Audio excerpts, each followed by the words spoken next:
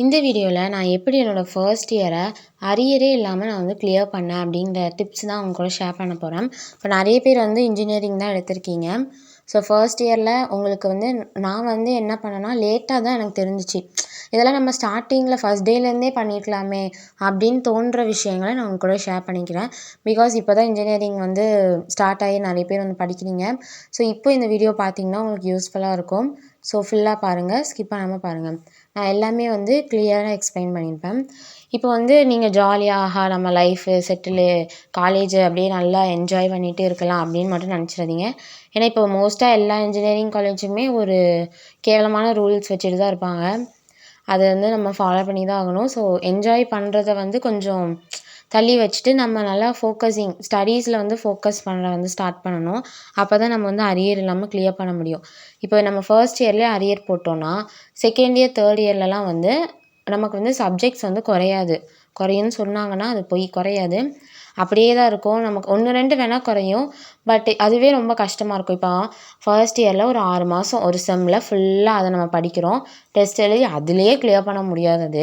அது எப்படி நம்ம செகண்ட் இயர் தேர்ட் இயர் வந்து அந்த சப்ஜெக்ட் படித்து இதை படிக்க டைமே இருக்காது. இதை எப்படி நம்ம படித்து கிளியர் பண்ண முடியும்? ஸோ அதனால் நீங்கள் ஸ்டார்டிங்கே ஃபஸ்ட் அட்டெம்ப்ட்லேயே வந்து கிளியர் பண்ணுற மாதிரி வச்சிடணும். அப்போ தான் வந்து உங்களுக்கு அடுத்தடுத்த இயர்ஸ் போகையில் ஈஸியாக இருக்கும். ஃபைனல் இயர் வரையில் கேம்பஸில் செலக்ட் ஆகுறதும் ஈஸியாக இருக்கும். கேம்பஸில் செலக்ட் ஆனால் மட்டும்தான் உண்டு. பிகாஸ் நம்மளாம் தனியாக ஆஃப்லைனில் போய் இது பண்ணிக்கலாம் அப்படின்னா அது வந்து ரொம்ப கஷ்டம். பிகாஸ் அங்கே வந்து இப்போ நீங்கள் ஒரு கம்பெனிக்கு போகிறீங்க, கேம்பஸில் இல்லாமல் போகிறீங்க அப்படின்னா அங்கே வந்து உங்களோட காம்படிஷன்ஸ் வந்து நிறைய பேர் இருப்பாங்க. வெளியூர்லேருந்து நிறைய பேர் வருவாங்க. உங்களை விட எக்ஸ்பீரியன்ஸாக இருப்பாங்க. நம்ம ஃப்ரெஷராக போவோம். எக்ஸ்பீரியன்ஸாக இருக்கிறவங்க எல்லாமே வருவாங்க இன்டர்வியூ அட்டன் பண்ண. அப்போ நம்மளோட காம்படிஷன் வந்து ரொம்ப ஹெவியாக இருக்கும். இதே நம்ம கேம்பஸில் போனோம்னா எல்லாருமே நம்மளை மாதிரி ஃப்ரெஷர்ஸு, நம்ம கூட படிக்கிறவங்க தான். அப்போ வந்து காம்படிஷன் கொஞ்சம் கம்மியாக இருக்கும். பிகாஸ் நம்ம காலேஜில் இருக்கிறவங்க மட்டும் தானே வருவாங்க. அதுலேயும் நிறைய அரியர் போட்டு கொஞ்சம் பேர் தான் வருவாங்க. ஸோ நம்ம செலக்ட் ஆகிறதுக்கு நிறையவே வாய்ப்பு இருக்குது. அதனால தான் கேம்பஸ்லேயே செலக்ட் ஆகணும் அப்படின்னு வந்து எல்லாருமே சொல்லுவாங்க. முடிஞ்ச அளவுக்கு நம்ம அரியரே இல்லாமல் கேம்பஸில் செலக்ட் ஆக பார்க்கணும். ஃபர்ஸ்ட்டு நான் என்னெல்லாம் பண்ணேன் அப்படின்னா, எங்கள் காலேஜில் வந்து ஒரு நல்ல கோச்சிங் இருக்கும். ஸோ மற்ற காலேஜஸில் நான் என்ன சொல்ல வரேன்னா, கோச்சிங்ஸ் அவ்வளோவா இருக்காது. நீங்கள் படித்தா படிங்க, பாஸ் ஆகுனா பாஸ் ஆகுங்க, அரியர்னா அரியர், அது உன் பாடு அப்படிங்கிற மாதிரி தான் மெயின்டைன் பண்ணுவாங்க. ஸோ நம்ம தான் வந்து படிக்கணும். ஃபர்ஸ்ட்டு என்ன அப்படின்னா, ஒரு நல்ல ஒரு நோட்ஸ் மெட்டீரியல்ஸ் வந்து உங்ககிட்ட இருக்கணும். அப்போனா தான் நம்ம வந்து படிக்க முடியும். ஸோ அது வந்து உங்கள் புக்கு அந்த சப்ஜெக்ட் கோட் பொறுத்து புக்கு ஏதாச்சும் வந்து வாங்கி வச்சுக்கோங்க. இல்லை அப்படின்னா நான் வந்து நெக்ஸ்ட் வீடியோவில் எப்படி நோட்ஸ்லாம் வந்து ஃப்ரீயாகவே எடுக்கலாம் அப்படிங்கிறது வந்து நான் சொல்கிறேன். இல்லைனா உங்கள் காலேஜ் வெப்சைட்டில் ஒரு வேளை அவங்க அப்லோட் பண்ணியிருந்தாங்க அப்படின்னா நீங்கள் அப்லோட் பண்ணதை நீங்கள் பிரிண்ட் அவுட் மாதிரி எடுத்து கூட நீங்கள் படிச்சுக்கலாம். அதுக்கெலாம் ரொம்ப வந்து செலவாகாது. இல்லைன்னா ஃபோன்லேயே படிக்கலாம். பட் ஃபோனில் படிக்கிறது வந்து அவ்வளோவா கிடையாது. பிகாஸ் நம்ம ஃபோனில் படிச்சுட்டு இருப்போம், நோட்டிஃபிகேஷன் வரும், நம்ம நேராக எங்கேயாச்சும் போவோம். அதனால் நீங்கள் நோட்ஸ் மாதிரி எடுத்து கையில் படிக்கிறது தான் வந்து இது. இல்லைனா ஹேண்ட் ரிட்டன் நோட்ஸ் நீங்கள் கிளாஸில் நடத்தையிலே எடுத்து வச்சுக்கோங்க. பிகாஸ் இன்ஜினியரிங்கில் எல்லாருமே நடத்த தானே செய்வாங்க. ஸோ அதனால் நீங்கள் நோட்ஸ் மாதிரி கூட எடுத்து வச்சுக்கலாம். இந்த மாதிரி ஃபர்ஸ்ட் ஒரு மெட்டீரியல் உங்ககிட்ட இருக்கணும். இதுதான் வந்து ஃபர்ஸ்ட்டு ஸ்டெப். ரெண்டாவது என்னென்னா, அப்படியே எல்லாத்தையுமே கடைசி நேரத்தில் வந்து படிக்காமல் ஃபஸ்ட் நீங்கள் இம்பார்ட்டன்ட்லாம் படிக்கணும். ஃபர்ஸ்ட் நீங்கள் இம்பார்ட்டன்ட் கொஷின்ஸ் கேதர் பண்ணணும். ஸ்டார்டிங்லேயே கொஞ்சம் கொஞ்சமாக நீங்கள் கவர் பண்ணால் தான் நீங்கள் ஃபைனல் எக்ஸாம் வரையில் உங்களுக்கு வந்து கொஞ்சம் ரிலாக்ஸாக இருக்கும்.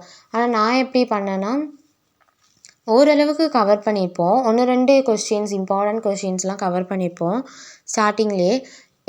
எக்ஸாம் செம்ம எண்டில் என்ன பண்ணுவோம் தெரியுமா? அப்போ தான் வந்து எல்லாமே மறந்துடும். எல்லாத்தையும் புதுசாக உட்காந்து படிக்கிற மாதிரி படிப்போம். பட் பை காட்ஸ் கிரேஸ் நான் வந்து எல்லாமே ஆல் கிளியர் பண்ணிட்டேன். அது எல்லாருக்குமே வந்து அது நடக்காதுல்ல. அப்படி எல்லாருமே அந்த ஃபைனல் ஸ்டேஜில் வந்து படித்து அதை மறந்து போய் அதெல்லாம் ரொம்பவே வந்து கஷ்டம்தான். ஸோ ஸ்டார்டிங்லேயே படிச்சிருங்க. இன்ஜினியரிங் பொறுத்த வரைக்கும் ஸ்டடி ஹாலிடே வந்து நல்லா விடுவாங்க. ஃபர்ஸ்ட் இயரில் வந்து எங்களுக்கு வந்து விடலை. பிகாஸ் ஃபர்ஸ்ட் இயருக்கு நாங்கள் விட மாட்டோம், கோச்சிங் வைப்போம்னு சொல்லிட்டாங்க. பட் மேபி அதர் காலேஜஸில் வந்து விட்டுருக்கலாம். 1 மந்த் சாலிடாக கேப் கிடைக்கும். எந்த இயராக இருந்தாலும் 1 மந்த் கிடைக்கும். அப்போ நீங்கள் வீட்டில் இருந்தாலும் சரி, காலேஜ் போனாலும் சரி, நீங்கள் வந்து அந்த 1 மந்தில் படிச்சிருங்க. அதுக்கு முன்னாடி படிக்கலைன்னா கூட அந்த 1 மந்த் நல்லாவே படிச்சிருங்க. அப்போ தான் வந்து நமக்கு எக்ஸாம் கொஞ்சம் ஈஸியாக இருக்கும். உங்களுக்கு நோட்ஸ் எடுக்கணுமா, படித்து எழுதி பார்க்கணுமா, அந்த 1 மந்த்லேயே எழுதிடுங்க. அண்ட் எக்ஸாம்ஸ்க்கு முன்னாடியும் ஒரு 2-3 டேஸ் வந்து கேப் கண்டிப்பாக இருக்கும். அதில் நம்ம ரிவைஸ் பண்ணுறதுக்கு கரெக்டாக இருக்கும். நீங்கள் அந்த 2-3 டேஸில் தான் படிக்கவே போகிறீங்க அப்படின்னா ரொம்பவே கஷ்டம். ஸோ எவ்வளோத்துக்கு எவ்வளோ நம்மளால் கவர் பண்ண முடியுமோ அவ்வளோத்துக்கு அவ்வளோ ஸ்டார்டிங்கே கவர் பண்ணால் தான் நமக்கு வந்து எக்ஸாம் அப்போ கொஞ்சம் ஃப்ரீயாக இருக்கும். நம்ம ஈஸியாக வந்து அட்டெண்ட் பண்ணிடலாம் எக்ஸாமை. அண்ட் என்னோடய ஃபர்ஸ்ட்டு செம்மோட எக்ஸாம் எக்ஸ்பீரியன்ஸ் எப்படின்னா, ஃபர்ஸ்ட் எனக்கு வந்து தமிழ் எக்ஸாம் நடந்துச்சு. இப்போ வந்து எல்லா சிலபஸ்லாம் மாற்றிட்டாங்க. அதனால் எனக்கு இப்போ உள்ள சப்ஜெக்ட்ஸ்லாம் தெரில. ஆனால் இப்போ ஏதோ 7 சப்ஜெக்ட்டுன்னு நான் கேள்விப்பட்டேன். எங்களுக்கு வந்து 6 சப்ஜெக்ட் இருந்துச்சு. அண்ட் எங்களுக்கு இருந்த கஷ்டமான பேப்பர்லாம் கொஞ்சம் எடுத்துட்டாங்க. அண்ட் உங்களுக்கு இப்போ உள்ள ஃபர்ஸ்ட் இயர்ஸ்க்கு வந்து போர்ஷனும் ரெடியூஸ் பண்ணியிருக்காங்க அப்படின்னு நான் வந்து கேள்விப்பட்டேன். ஓகே ஃபைன், நீங்கள் வந்து போர்ஷன் ரெடியூஸ் பண்ணால் நல்லது தானே. நீங்கள் வந்து நல்லாவே படிக்கலாம். இப்போது நல்ல ஒரு ஆப்பர்ச்சுனிட்டி. இப்போது ஸ்டார்டிங்லேருந்தே நீங்கள் படித்தீங்க அப்படின்னா உங்களுக்கு வந்து நீங்கள் டைமை யூஸ் பண்ணுறீங்க அப்படின்னு அர்த்தம். வேஸ்ட் ஆகாமல் யூஸ் பண்ணுங்கள். பிகாஸ் நம்ம அரியர் போட்டோம் அப்படின்னா நம்ம ஃப்ரெண்டு கூட நம்மளை மதிக்க மாட்டாங்க. அதுதான் வந்து உண்மை. இப்போ வந்து ஜாலியாக இருப்பாங்க, நல்லா பேசுவாங்க, பழகுவாங்க. ஆனால் நம்ம கூட இருக்கிறவங்களாம் பாஸ் ஆகி போயிடுவாங்க. அவங்க எல்லாருமே படிக்காத மாதிரி தான் இருக்கும். பட் அவங்க வீட்டில் போய் யாருக்கும் சொல்லாமல் படிச்சிருவாங்க. பட் நம்ம படிக்காமல் இருந்தோம் அப்படின்னா அது நமக்கு தான் வந்து லாஸு. ஏன்னா நம்ம கஷ்டப்பட்டு ஃபீஸ் கட்டுறோம். நம்ம வந்து அரியர் போடாமல் படிக்கணும். ஸோ ஃப்ரெண்ட்ஸ் கூட வந்து பேசுங்க, என்ஜாய் பண்ணுங்கள். காலேஜில் என்ஜாய் பண்ணுறீங்களா, வீட்டுக்கு வந்து ஒழுங்காக படிக்கணும். நீங்கள் வீட்டுக்கு வந்து ஃபோன் யூஸ் பண்ணுறீங்க, என்னால் கண்ட்ரோலே பண்ண முடில, இல்லை நான் தூங்கிடுவேன், இல்லை நான் பார்ட் டைமாக ஜாப்க்கு போகிறேன் அப்படின்னா நீங்கள் காலேஜ்லேயே வச்சு நீங்கள் வந்து படிச்சிருங்க. நடத்தையிலே வந்து படித்தாலே போதும். நீங்கள் ஒன்ஸ் இந்த சாட்டர்டே சண்டே அந்த லீவில் நீங்கள் வந்து ரிவைஸ் பண்ணுறதுக்கு உங்களுக்கு ஹெல்ப்ஃபுல்லாக இருக்கும். அண்ட் இந்த மாதிரி ஃப்ரெண்ட்ஸோடு என்ஜாய் பண்ணுறீங்க அப்படின்னா நீங்கள் அதே இதை ஈக்குவலாக வந்து நீங்கள் படிக்கவும் செய்யணும். ஏன்னா இப்போ எங்கள் இதில் வந்து செகண்ட் செம்மில் நிறைய அரியர் வந்து போட்டிருக்காங்க, நிறைய பேர் போட்டிருக்காங்க. அப்போ எல்லாருமே வந்து என்ன பண்ணுறாங்க, நான் தான் மிஸ் பண்ணிட்டேன், என் கூட இருந்தவங்க எல்லோரும் பாஸ் ஆகிட்டாங்க அப்படின்னு நான் சொல்கிறத வந்து நான் வந்து பக்கத்தில் வந்து கேட்டிருக்கேன். ஸோ அப்போ அந்த பெயின் வந்து நமக்கு தெரியும். நானுமே வந்து சி ப்ரோக்ராமிங்லாம் ரொம்ப கேவலமாக எழுதினேன். ஆனால் பரவாயில்ல, எனக்கு வந்து நல்லா மார்க்ஸ் வந்து வந்திருக்கு. அதெல்லாம் அது நம்ம படிக்கிறதுல இருக்குது அப்படிங்கிறத விட ஒரு லக் அப்படின்னு சொல்கிறத விட நம்ம ப்ரேயர் பண்ணணும். ஃபஸ்ட்டு ப்ரேயர் பண்ணிவிட்டு நம்ம படிக்கணும். நீங்கள் எப்போது படிக்கிற ஸ்டார்ட் பண்ணாலும் நீங்கள் ப்ரேயர் பண்ணுங்கள் ஃபஸ்ட்டு. ப்ரேயர் பண்ணிவிட்டு நீங்கள் மட்டும் ப்ரேயர் பண்ணாமல், உங்களுக்கு மட்டுமே ப்ரேயர் பண்ணாமல் உங்கள் ஃப்ரெண்டுக்கும் சேர்த்து ப்ரேயர் பண்ணு, படி அப்படின்னு நீங்கள் வந்து சொல்லுங்கள். அவங்களும் மேபி உங்கள் பேச்சு கேட்டு அவங்க மாறலாம். உங்களுக்கு தெரிஞ்ச ஃப்ரெண்ட்ஸ் ஏதாச்சும் ரொம்ப கஷ்டப்படுறாங்க படிக்க அப்படின்னா அவங்களுக்கு ஹெல்ப் பண்ணுங்கள், அவங்களுக்கு சொல்லிக் கொடுங்க. நீங்கள் சொல்லிக் கொடுக்குறதுனால என்ன ஆகும்னா உங்களுக்கு நல்லா மெமரைஸ் ஆகும். ஸோ அதனால் இதெல்லாம் ஒரு சின்ன சின்ன டிப்ஸு. நீங்கள் அவங்களுக்கு சொல்லிக் கொடுத்தீங்க அப்படின்னா நீங்கள் படிக்கவே இல்லை, ரிவைஸ் பண்ணவே இல்லை அந்த கொஷினை. நீங்கள் ரிவைஸ் பண்ணுற டைம் வா நான் உனக்கு சொல்லித்தரேன் அப்படின்னு அவங்களுக்கும் சொல்லி தந்த மாதிரி ஆச்சு. நீங்கள் சொல்லிக் கொடுக்க அது உங்களுக்குமே நல்லா மெமரைஸ் ஆகிட்டே தான் இருக்கும். ஸோ அப்படி தான் வந்து நான் ஃபஸ்ட்டு செம்மில் ஃபிசிக்ஸ்லாம் வந்து அப்படி தான் நான் சொல்லிக் கொடுத்தேன். ஸோ அந்த கொஷின் கேட்டிருந்தாங்க. எனக்கு நான் சொல்லிக் கொடுத்ததுனால எனக்கு நல்லாவே ஞாபகம் இருந்துச்சு. நான் எழுதிட்டேன். ஸோ இந்த மாதிரி தான் நம்ம வந்து ஷேர் பண்ணிக்கணும். நம்ம மட்டுமே முன்னேறணும்னு நினைக்காம நம்ம கூட இருக்கிற ஃப்ரெண்டையும் முன்னேற்றணும்னு நினைக்கணும். இப்போ அவங்க வந்து உங்கள் ஃப்ரெண்டு வந்து விளையாடலாம் அந்த மாதிரி சொன்னாங்க அப்படின்னா நீங்கள் வந்து சொல்லுங்கள், ஓகே நம்ம விளையாடலாம், பட் நம்ம படிச்சுட்டு விளையாடலாம் அந்த மாதிரி நீங்கள் தான் சொல்லணும். 2 பேருமே விளையாண்டுட்டு இருந்தீங்கன்னா அவ்வளோதான், 2 பேருக்குமே அரியர் விழுந்துடும். இல்லைனா அவங்க ரகசியமாக வீட்டில் உட்காந்து படித்து அவங்க பாஸ் பண்ணிடுவாங்க, உங்களுக்கு மட்டும் தான் அரியர் வரும். ஸோ அதனால் இப்போது நமக்கு ஒன்றுமே தெரியாது.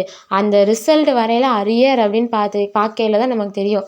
எல்லாருமே ஆல் கிளியர் பண்ணிட்டாங்க, நம்ம மட்டும் தான் அரியர் அப்படின்னா அதனால என்ன அப்படின்னா நம்ம அடுத்த எக்ஸாம் ஃபீஸ் கட்டையில் அந்த அரியருக்கும் சேர்த்து நம்ம ஃபீஸ் கட்டணும். அதுவும் நமக்கு ஒரு டிஸ்அட்வான்டேஜ் தான்.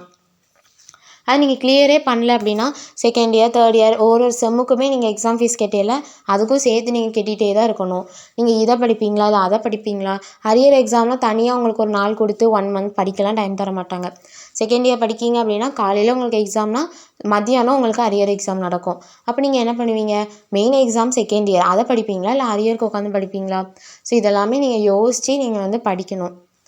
இப்போவே நீங்கள் படிக்க ஸ்டார்ட் பண்ணிடுங்க. ஸோ ஃபர்ஸ்ட் இயர்ஸ் வந்து இப்போ தான் நடத்த ஆரம்பிச்சிருப்பாங்கன்னு நினைக்கிறேன். ஸோ நடத்தையிலே வந்து நல்லா படிங்க, நோட்ஸ் எடுங்க. ஸோ எதுவுமே பற்றி அதுக்குன்னே ஒரு ஐயையோ இப்படி இருக்கே அப்படின்லாம் சொல்லி ஃபீல் பண்ணாமல் படிங்க, நீங்கள் எழுதுங்க, ப்ரேயர் பண்ணிகிட்டே எழுதுங்க, உங்களுக்கான ரிசல்ட் உங்களுக்கு வந்து வரும். ஸோ நான் இப்படி தான் ப்ரேயர் பண்ணிவிட்டு படிப்பேன். எனக்கு ஏற்ற ரிசல்ட் வந்து எனக்கு கிடச்சிச்சு. என்னோடய மைண்ட் செட் என்னென்னா, நான் ஃபஸ்ட்டு காலேஜ் சரியில் எல்லாத்துலேயும் ஓ எடுத்துடணும், எல்லாத்துலேயும் A+ஆச்சும் எடுத்துடணும் அப்படின்னு சொல்லி மைண்ட் செட்டில் போனேன். ஆனால் எக்ஸாம் எழுதிட்டு வந்ததுக்கப்புறம் என்ன ஒரு சீலையாச்சும் பாஸ் பண்ணி போட்டுருங்களேன், ஜஸ்ட் பாஸ் ஆனால் கூட எனக்கு போதும் அப்படிங்கிற மாதிரி மைண்ட் செட் வந்துடும். நம்ம கேம்பஸ் போகிறதுக்கு நமக்கு O கிரேடு தான் வேணும் அப்படிலாம் இல்லை, நம்ம ஆல் பாஸ் பண்ணாலே போதும். இல்லை நீங்கள் வந்து உங்களுக்கு நல்ல டாப்பர் எனக்கு நல்ல மார்க் வேணும்னு நினச்சிங்கன்னா நீங்கள் வந்து O+ வாங்க ட்ரை பண்ணலாம். பட் ஆல் கிளியர் பண்ணணும்ல, ஃபஸ்ட்டு பாஸ் ஆகிற லெவலுக்கு படிச்சுட்டு அதுக்கப்புறம் நீங்கள் வந்து ஓலாம் எடுக்கிறதுக்கு நீங்கள் வந்து ட்ரை பண்ணலாம்.